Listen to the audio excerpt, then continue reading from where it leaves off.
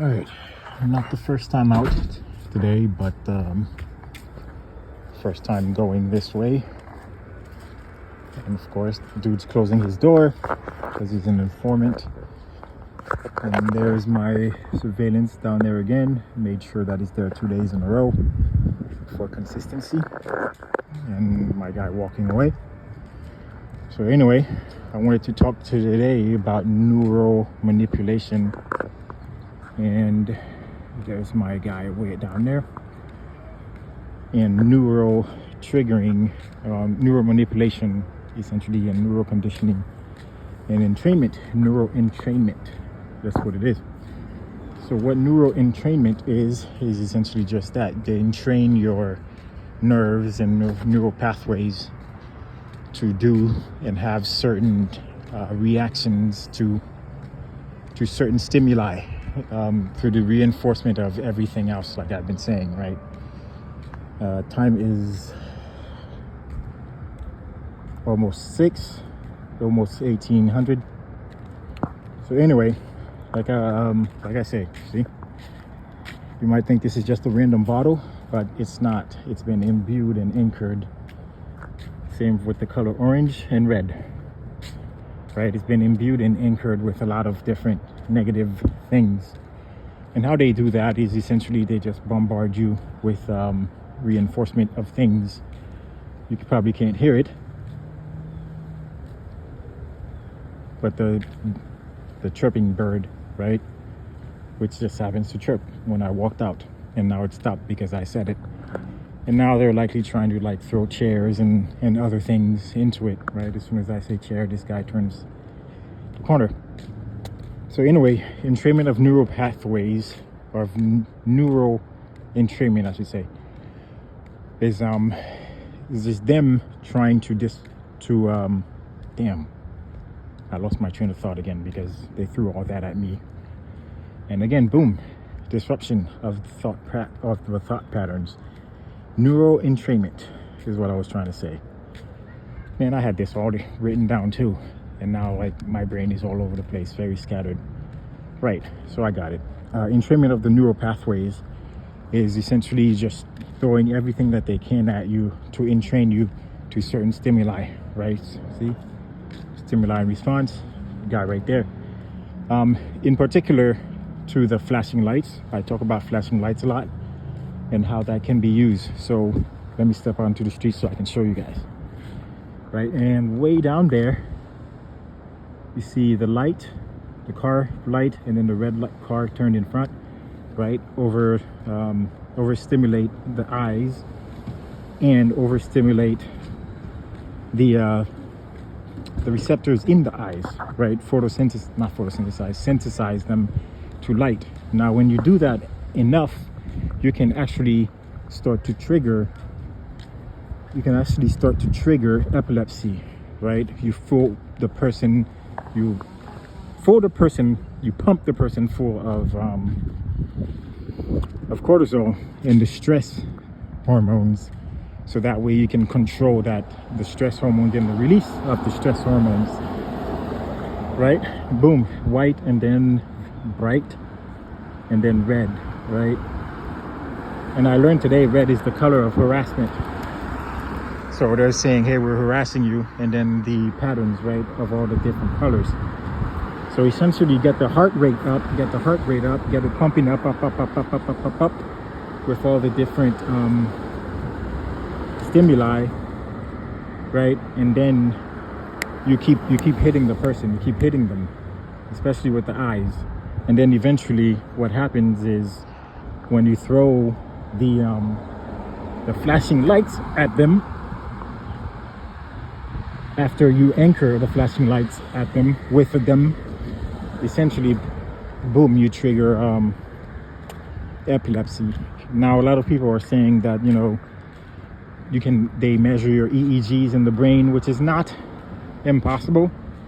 You can buy, you know, EEG measurement things that you put on your head, because there's a company called Neuro that does it, and you can literally monitor your brain patterns on your phone. Now imagine, since, you know, civilians, people are kept at least 40 years in the dark behind technology, what they have, they being, you know, the intelligence agencies who can afford just about everything and who make everything. So with that said, when the lights start blinking and so on and so forth, and overloads the mind, you know, from all of the interaction that's happening right now, you will have that trigger. You will have that trigger. Eventually, it will happen. It's science. With EEGs and them looking into your EEG patterns in your mind, they'll know when they flash those lights at you if you're susceptible to being triggered for epilepsy, based on your reaction in your EEGs. I must be, because they've been hitting me a lot with them EEGs, man. And look at not law enforcement. She's an FBI agent way down there, walking the way that I'm walking. I've walked this way a million times, so like when I do it now, they just know where I'm going and they just bombard me like all over the place with a bunch of people and a bunch of things. And boom, that car that just passed has the crappy air to fuel mixture ratio, which hits my nose to overload my sense of smell, right? And now I'm hit with the sense of sound, right? And my battery's almost dead, so I'm not gonna make it all the way to the stop sign. I'm gonna turn around. Right. And there's a guy with his green thing, right? And right behind me, they tried to surprise me with this red car here, and right behind it is a blue car. And to the right over there is something else. And grandma is given that car probably as a form of payment to monitoring me, quote unquote, dangerous individual out here. Now, sound again. You can hear the quote unquote bird. I'm gonna shut up for a second.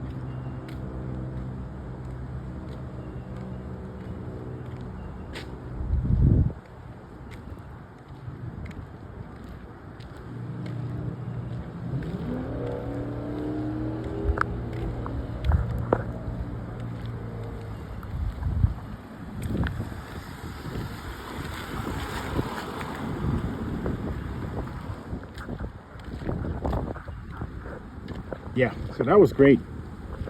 We heard the loud noise, the loud vroom going on. We have our pedestrian surveillance person, you know, just doing their walking about, doing whatever they have to. And that's a great spot to get people to, you know, to go do the people thing, because it's right on the way, and they have dogs to make all the dog noises and everything. So it's a great spot to hide your confidential human sources. Like, and they're walking their dogs, which is something that the FBI does a lot.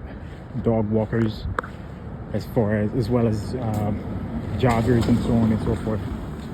And here's somebody else, because the time is 18:05, 18:06 now, and no one goes up and down the street around this time, especially on a Saturday. Like, everyone's at home. Yeah, so most of the people that show up now are just that. See?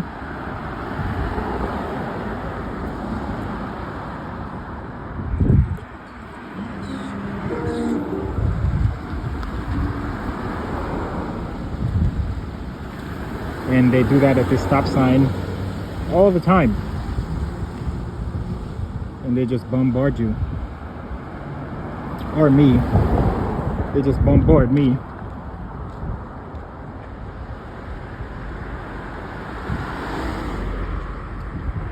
And they don't want to hit you or anything. They're just like trying to intimidate you with numbers. Like, a lot of different things they're trying to do at the same time. But I mean, at this point, I have it figured out. So there's really nothing to be scared of. I'm letting you guys know what it is. So, Neuro Entrainment. is what it is. Entraining and conditioning your thought pattern so that they can essentially control physiological things. And on top of that, you know, there's a bit of intimidation going on. Like I said, I didn't upload the episode where I was at the junkyard, but they use a lot of like long string papers too. Anything that's white. And speaking of white, any colors really. And look, see that wide turn? That was to signify her like, oh, she's gonna hit me. Oh, no, please stop. Oh, no. The mind torture. Make it stop. That's what it was. And I have said before that I've noticed that it is a lot of women who are taking part of this. And a lot of them generally have like a smile on their face as they do it. As we now know, we're in the era of toxic femininity, I'm gonna call it, which has always been around. But you know, my theory on that, or my take on that, is that we have a lot of grandmothers who gave, you know, from the 60s, who gave birth to Gen X's, who now give birth to modern women. And a lot of them, they're just living for their moms and grandmoms to do what they wish they could have done now, which is, you know, have a quote unquote a bit of power, so that, you know, they can feel manly, which is really weird to me, if you ask me. And they're taking their power back right now. Good on them for, you know, feeling powerful or whatever. But a lot of them are doing it like in a psychopathic serial killer way, where in order for them to feel powerful, someone must be stepped on. And majority of the time, they're stepping on a guy, right? To do it. And their thing is, well, guys have always, you know, hurt us, blah, blah, blah, blah, blah. I'm like, man, I don't care. And then, you know, you'll have individuals like that, right? And of course, he's gonna go to his truck that I saw parked here the other day to show that he owns the truck. So I'm not suspicious of people who had parked here with the truck that I caught the other day. So it's just to throw me off, man. I don't care. I already know, like, this truck belongs to a law enforcement person. And he started backing up so that, you know, I can start feeling something, like scared or something.